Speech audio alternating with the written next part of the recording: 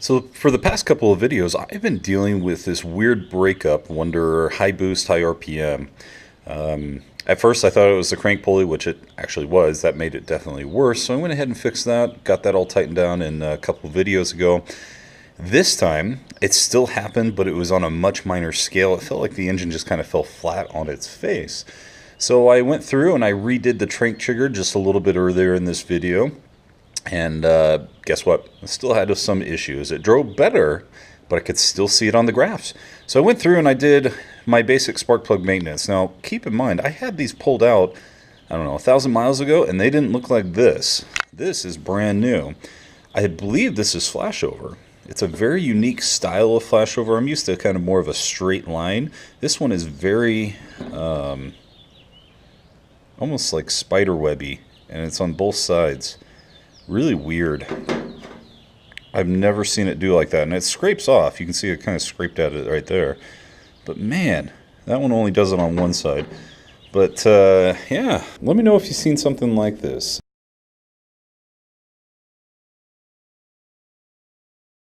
Alright, so a few times ago I had a problem where my crankshaft bolt backed out and the woodruff key got a little messed up and ended up allowing the balancer to come forward and take out basically the front of the car a little bit.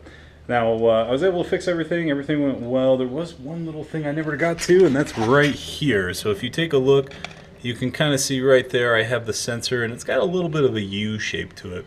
It actually ended up touching the sensor a little bit, that Hall sensor down there. So I'm going to go ahead and get that fixed.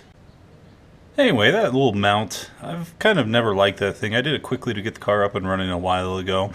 And yeah, I think it's about time I go back and fix it. I think it's a little bit of a namby-pamby one, huh? So, alright, over here, here's kind of what I'm thinking. I've got the old AC bracket on the front of this engine. And you'll notice that I've kind of taken away my ability to run the AC compressor at the moment. So why don't I just go ahead and use this AC bracket? And I'm thinking, I don't know. I think I'm going to give it a shot of having the sensor behind the trigger wheel and point to the edge of the tooth instead of right against it. That way if the wheel starts backing out again, I can quickly notice it. I don't think it ever will again, but just in case. Anyway, a little bit strange, but I want to try giving this a little bit of a different shot and approach, so that way there's not a chance of it flexing or anything like that between shifts. There were a couple of times I noticed that between shifts, the RPM would do something goofy on my data logs, and I think it just had to do with the fact that between violent shifts, that bracket probably moved a little bit and gave it some weird signals. So I'm going to try and eliminate that.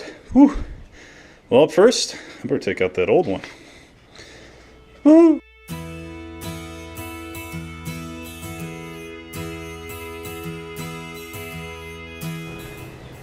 Right there, you can see the damage on it. Yeah. Yeah. Not impressed. Okay.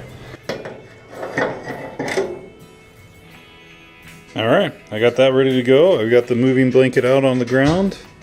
Time to crawl under and get dirty. Yay! Yeah.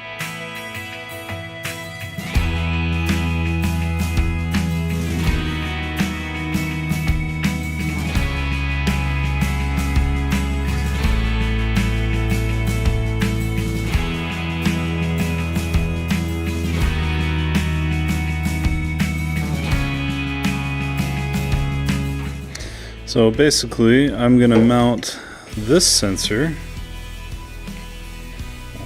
I'm going to mount this sensor to this piece of aluminum here. I'm going to bevel that out a little bit, and I'm going to do so in the safest way imaginable.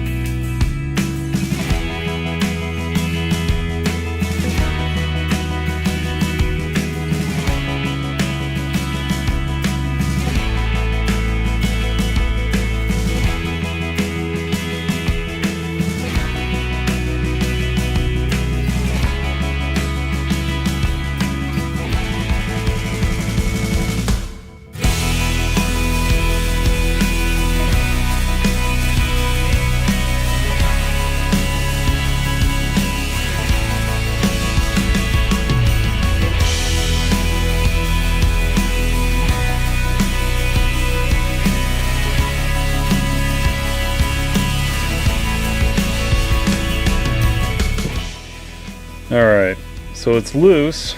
I'm gonna see if I can start the car.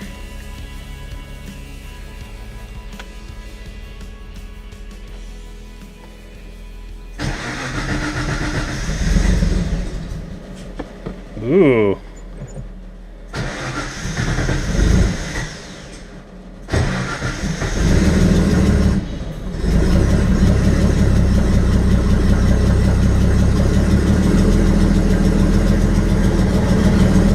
Alright, so it's rough and I need to check timing.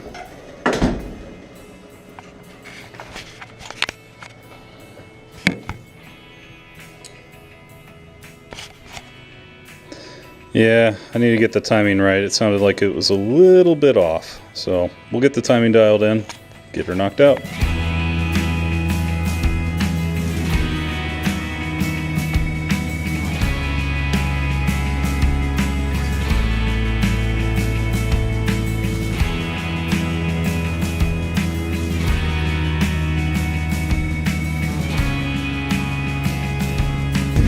Okay, to go around and get it to idle, I had to do some kind of crazy things. So right now what I did is I put fixed spark settings and I had it go to 40 degrees. Now on my crank I'm reading 15 right now, so yeah, let's fix that.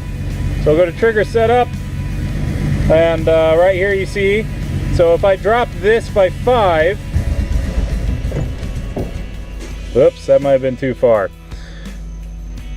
Let's try that again. I went the wrong direction. I always get that backwards in my mind. So in this case, I actually need to go up. Let's go to 70 first. I'll burn that.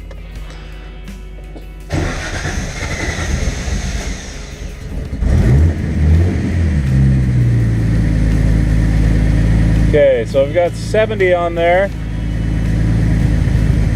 And let's go ahead. I started at 55, 56. There's 20. Let's start at 81. I'll burn that. I'll come back here.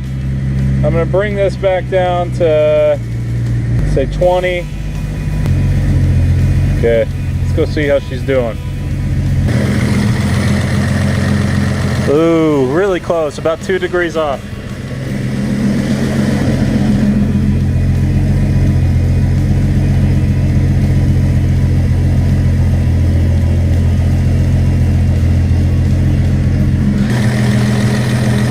Right on the money.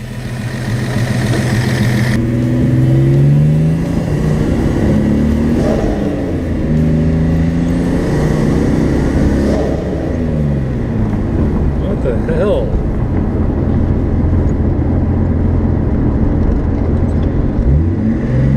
So this is kind of cool. Look at how that spidering is happening up the porcelain on the side of the spark plug. Happened only on these two, but I thought it was kind of interesting. They're also the darkest of the 6, so anywho, all fresh spark plugs have gone in. Time to, gave her a little tune-up, kind of tested things out, so yay!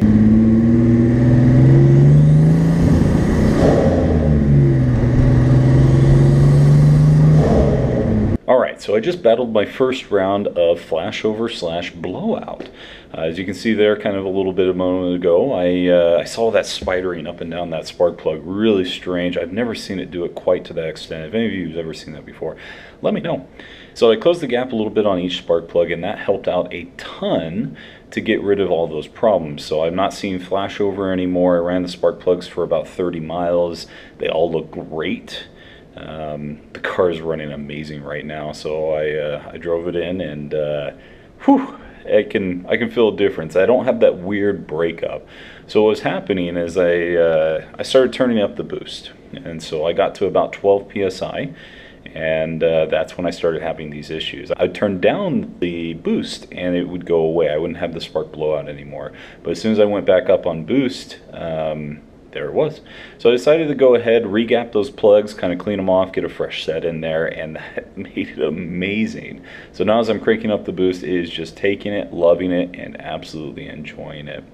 Anyway, thanks for hanging in there. I'll see you next week.